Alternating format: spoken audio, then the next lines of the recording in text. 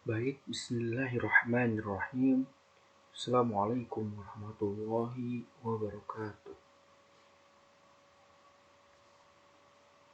Pertama-tama, eh, saya dari kelompok 5 yang beranggotakan 2 orang. Saya sendiri, Fajar Sidik, dengan NIM 11930300031.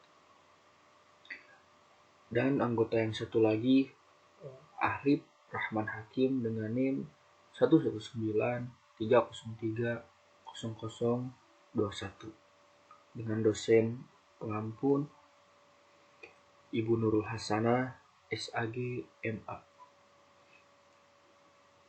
Penciptaan alam semesta. Keberadaan alam semesta dan manusia merupakan dua hal yang saling berhubungan erat dan tidak bisa terpisahkan satu sama lain. Tentunya hal ini akan selalu menjadi bahan kajian yang tidak luput termakan oleh zaman. Itu bisa kita ketahui dari maraknya pembedahan kajian, mulai yang bersifat filosofis, teologis, dan bahkan sains. Oleh dengan itu, muncullah berbagai macam teori yang membahas akan keberadaan alam semesta itu sendiri, beserta apa hakikat dari penciptaannya. Dalam Al-Quran, Allah Subhanahu wa Ta'ala berfirman, "Wa ma khalaqtul jinna wal insa liya'budun." Tidak semata-mata kami menciptakan jin dan manusia terkecuali untuk ibadah. Bisa kita jadikan premis dari ayat tersebut bahwa dari keberadaannya alam semesta dan manusia adalah sebagai tanda kekuasaan Allah.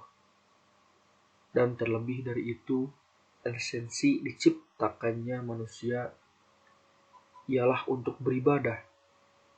Arti ibadah yang jika direfleksikan maka seperti pengabdian.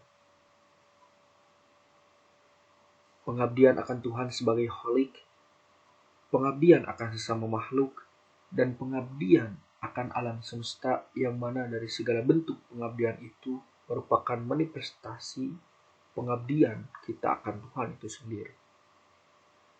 Menurut Al-Quran, Quran Surat Al-Baqarah ayat 30, "Wa idhu qala rabbuka lil malaikati inni ja'ilu fil ardi khalifah qalu taj'alu fiha man tufsidu fiha wa yasfiku dima wa nahnu nusabbihu bihamdika fanuqaddisu laka qala inni a'lamu ma la ta'lamun."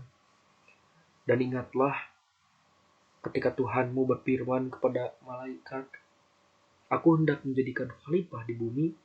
Mereka berkata, "Apakah engkau hendak menjadikan orang yang merusak dan menumpahkan darah di sana, sedangkan kami bertasbih memujimu dan menyucikan namamu?" Dia berfirman, "Sungguh aku mengetahui apa yang tidak kamu ketahui." Quran Surat Ar-Rum ayat 20, "Wa min ayatihi an khalaqakum min turabin summa idza antum basharun tantashirun." Dan di antara tanda-tanda kebesarannya ialah Dia menciptakan kamu dari tanah. Kemudian tiba-tiba kamu menjadi manusia yang berkembang biak. Alam semesta yang diciptakan Allah Subhanahu wa Ta'ala telah diteliti oleh ilmuwan dari berbagai belahan bumi. Sejak Morley dan Michelson pada tahun 1905. Alam semesta yang universal dalam pengertian teologi adalah kullu ma siwala Allah. Artinya segala hal, segala sesuatu selain Allah. Itulah deskripsi alam semesta. Al-Quran tidak secara khusus mengungkapkan alam semesta dengan tema alam dalam bentuk tunggal, tapi menyebutnya dalam bentuk jamak, yaitu alamin, yang diungkapkan sebanyak 73 kali dalam Al-Quran.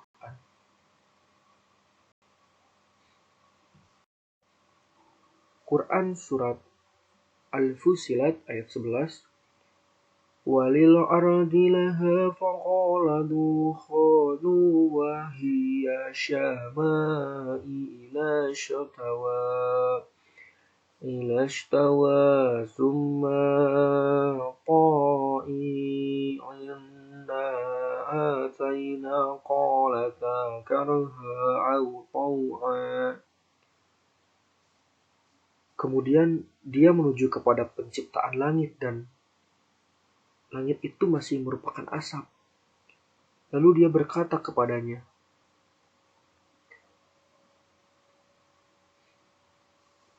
dan kepada bumi, datanglah kamu berdua menurut perintahku, dengan patuh atau terpaksa. Keduanya menjawab, kami datang dengan patuh. Quran Surat Al-Anbiya ayat 16, وَمَا خَلَقْنَا السَّمَاءَ وَالْأَرْضَ وَمَا بَيْنَهُمَا عَائِبِينَ. Dan kami tidak menciptakan langit dan bumi dan segala apa yang ada di antara keduanya dengan main-main. Teori pembentukan alam semesta menurut para ahli. Yang pertama, teori Big Bang. Teori ledakan besar atau yang biasa dikenal dengan teori Big Bang adalah teori yang paling populer dan banyak diyakini kebenarannya hingga saat ini. Teori ini pertama kali diusulkan oleh kosmolog asal Belgia A.B. George Lemaître pada tahun 1927. Lemaître juga dianggap orang pertama yang mencetuskan teori bahwa alam semesta terus mengembang. Teori ini menjelaskan bahwa alam semesta berasal dari sesuatu yang super padat dan panas yang kemudian meledak dan mengembang sekitar 13,75 miliar tahun yang lalu, hingga menjadi alam semesta seperti sekarang ini. Teori yang kedua yaitu teori bintang kembar. Teori ini dikemukakan pada tahun 1930-an oleh seorang astronom Inggris, R.A. Lyttelton. Dalam teori ini dijelaskan bahwa mula-mula ada matahari kembar yang saling mengelilingi, kemudian salah satu matahari tersebut ditabrak oleh bintang yang sedang melintas, lalu hancur menjadi materi yang lebih kecil, namun tetap mengitari matahari yang masih utuh. Lama-kelamaan, materi tadi menjadi sebuah planet. Teori yang ketiga yaitu teori keadaan tetap.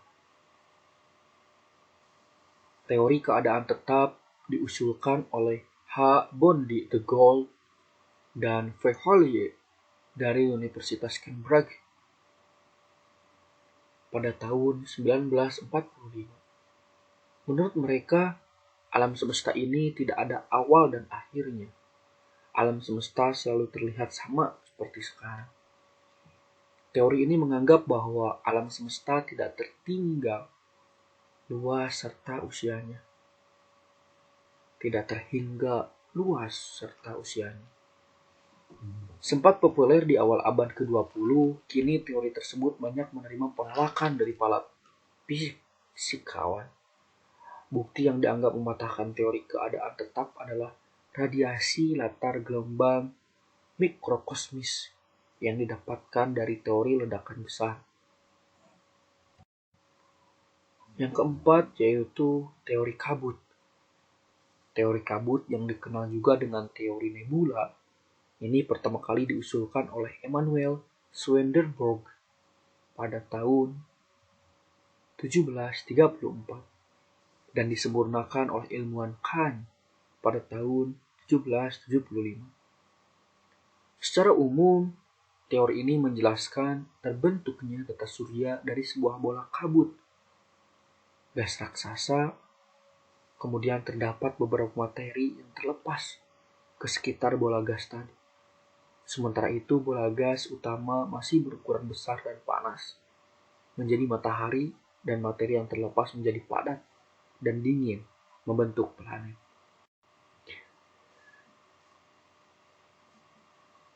Alhamdulillah, penjelasan dari awal sampai akhir sudah selesai.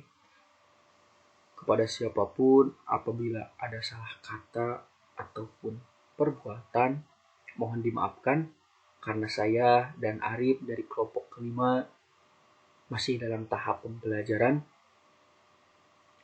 Sekian dari saya. Muhul muwafiq ila aqwamit thoriq. Assalamualaikum warahmatullahi wabarakatuh.